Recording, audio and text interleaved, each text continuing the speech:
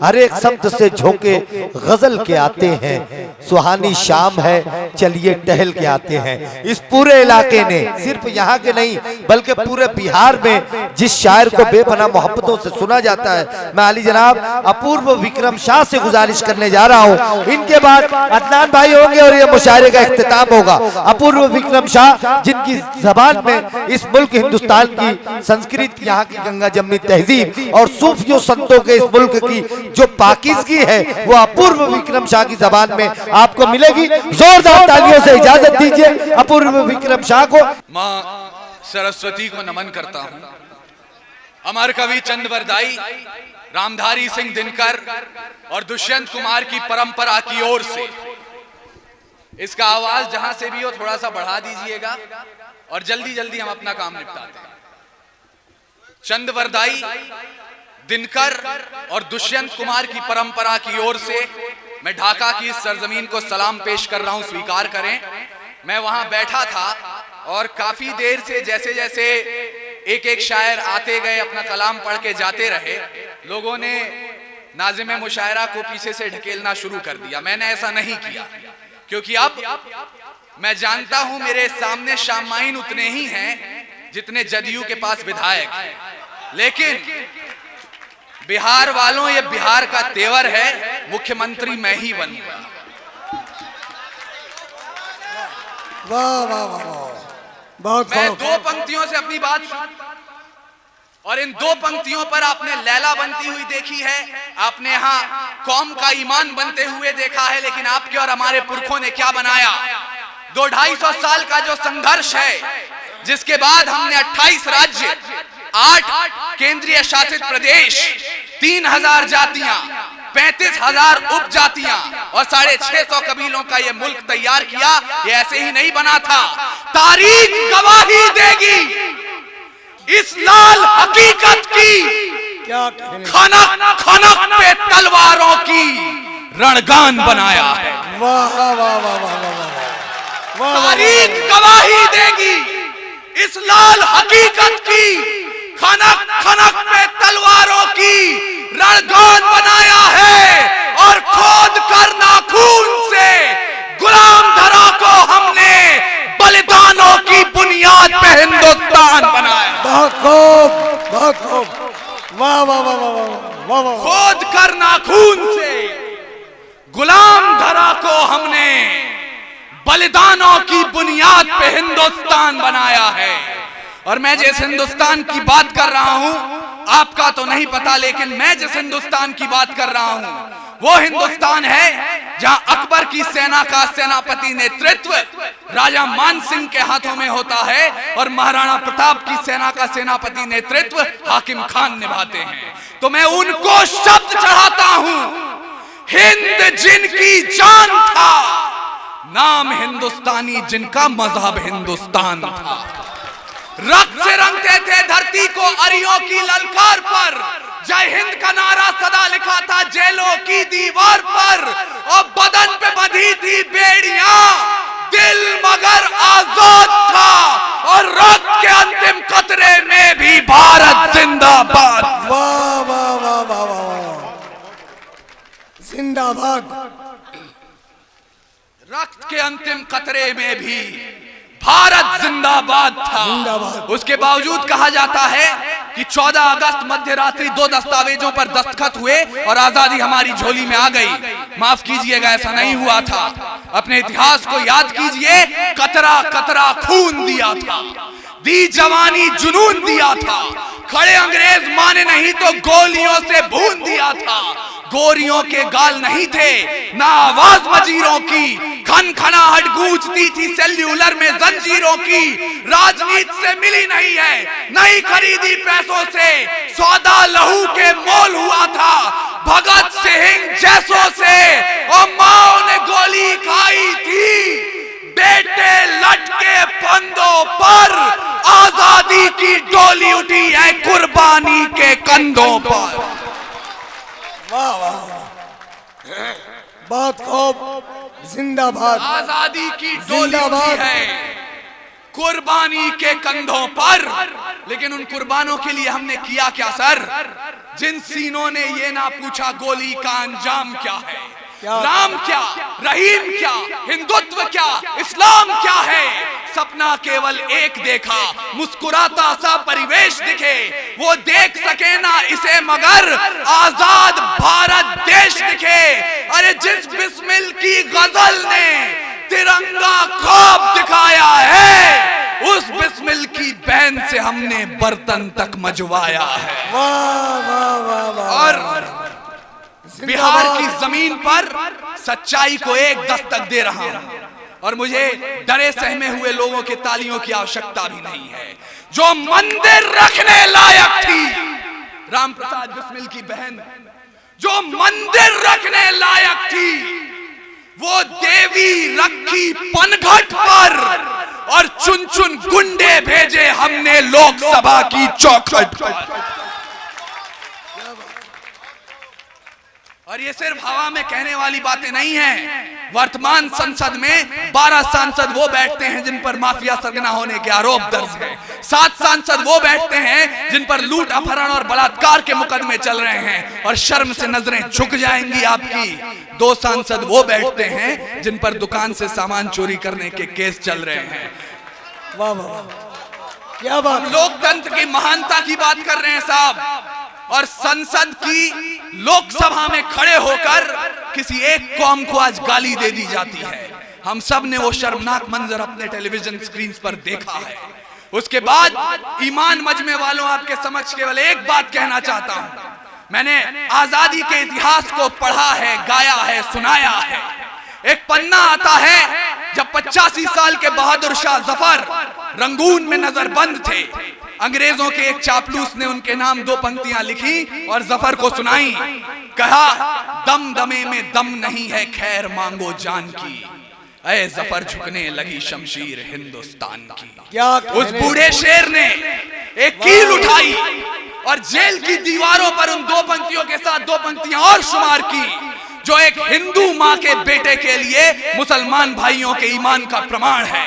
बहादुर शाह जफर ने कहा, आप कहते हैं दम दमे में दम नहीं है, खैर मांगो जान की। ऐ जफर झुकने लगी शमशीर हिंदुस्तान की। तो जवाब भी सुनते जाएं, गाजियों में बू रहेगी जब तलक ईमान की, तख्ते लंदन तक चलेगी तेग हिंदुस्तान की। क्या, वाह वाह वाह वाह। तख्ते लंदन तक चलेगी तेग हिंदुस्तान की।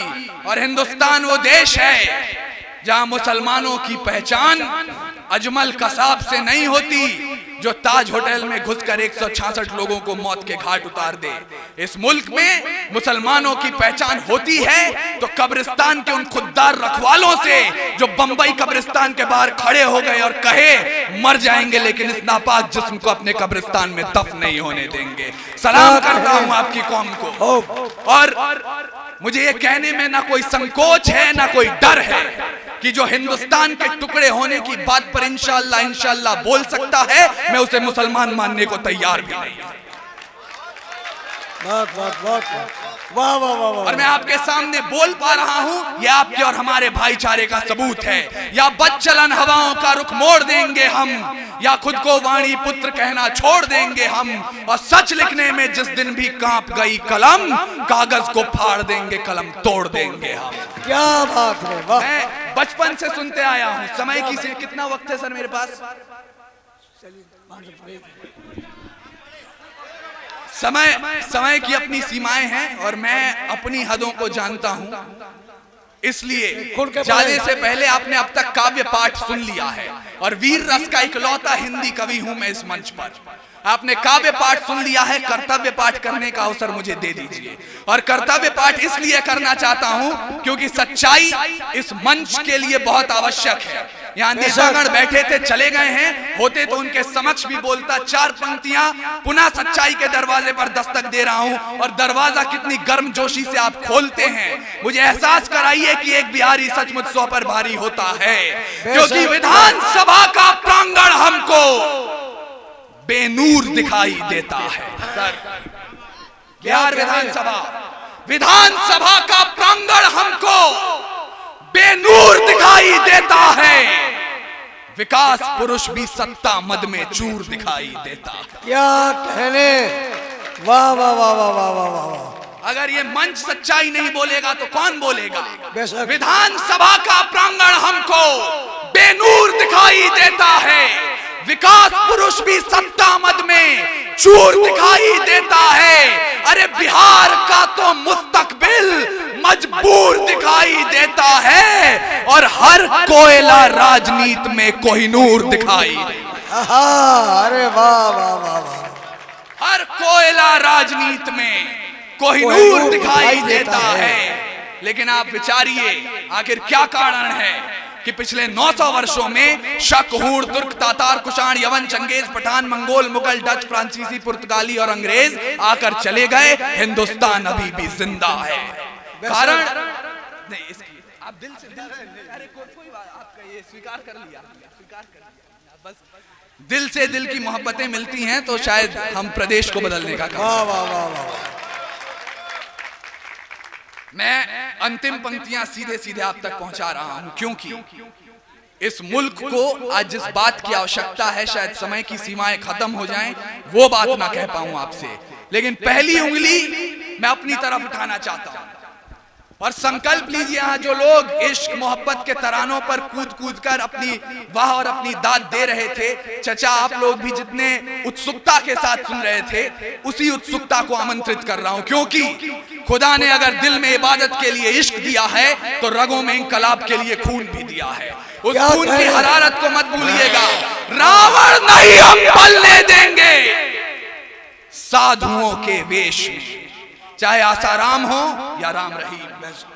रावण नहीं हम पलने देंगे साधुओं के वेश में, और अफजल नहीं पनप सकते हैं अब्दुल कलाम के देश में।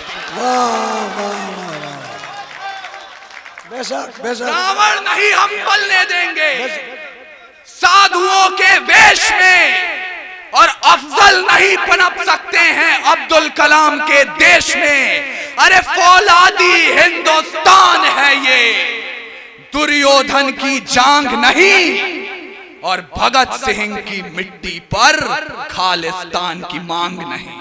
क्या कहने, वाह वाह। हिंदू हो या मुस्लिम उनके शीश नहीं कटने देंगे। अरे कसम तिरंगे की हमको फिर देश नहीं बटने देंगे। वाह वाह वाह। अंतिम 1 मिनट आपसे चाहता हूं और आप सब की इजाजत। और मेरे काव्य पाठ के इस अंतिम चरण में अगर आप सब ने अपनी बेदारी दिखाई तो इफ्तिखार आलम साहब और आरिफ भाई आप जहां भी हों, ये जो खाली कुर्सियां दिखाई दे रही हैं ये भी तालियां बजाएंगे। ये दावा मैं कर रहा हूं और आपके बलबूते पर, आपकी सनद पर, क्योंकि हास्य की भाषा नहीं लिखी है, ना ही गजल सुनाता हूं, कविता लिखनी नहीं आती, चीखें लिखते जाता हूं। देश मेरा जल रहा है, आग लगी है सीने में, हुक्मरां सब व्यस्त दिखे हैं खून गरीब का पीने में। तो हिंदुवाद या इस्लाम का पक्ष नहीं मैं लाया हूं, घायल भारत चीख रहा है, चीख सुनाने आया। क्या बात, वाह। और ये देश सिर्फ सरहदों पर घायल नहीं होता है। अरे जब मंदिर मस्जिद के नाम पर हथियार उठाया जाता है या दुधमुहों को भी हवस का शिकार बनाया जाता है, जब मठों के मठाधीश भी क्रोध में आने लगते हैं या मौलाना बारूदी पैगाम सुनाने लगते हैं, अरे शाहरुख खान के बेटे को सजा कड़ी दी जाती है और अडानी पोर्ट की बात नहीं की जाती है, पेट्रोल की कीमत चढ़ते चढ़ते झूले आसमान को, या लखीमपुर में सत्ता ने जब रौंद दिया किसान को, अरे न्यूज चैनलों ने भी जब जब राग दरबारी सीखा है, तब तब भारत जख्मी होकर मेरे जरिए चीखा है। वाह वाह वाह, क्या बात है। तब तब भारत जख्मी होकर मेरे जरिए चीखा है। और अंतिम पंक्तियां मुझे विदा कीजिए, एक संकल्प लीजिए और हम आगे चरण में चलें मुशायरे के। जिन लोगों तक ये बात न पहुंची हो उन्हें भी संकल्प दिलाइए, कसम उठवाइए।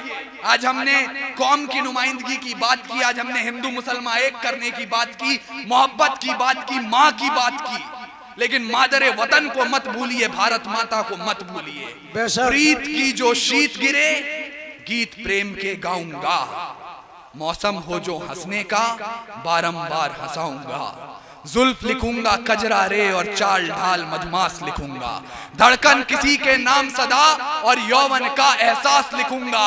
पर भारत माँ को दर्द हुआ तो चीखूंगा चिल्लाऊंगा, गली गली में घूम घूम कर माँ की पीर सुनाऊंगा। आजाद भगत सुभाष पटेल को राख कुरेद जगाऊंगा, अशफाकुल्ला खां की भांति काकोरी दोहराऊंगा और शमशीर बना के कलम को अपने तिरंग का जयगान लिखूंगा। दुश्मन की छाती पर चढ़कर जय जय हिंदुस्तान।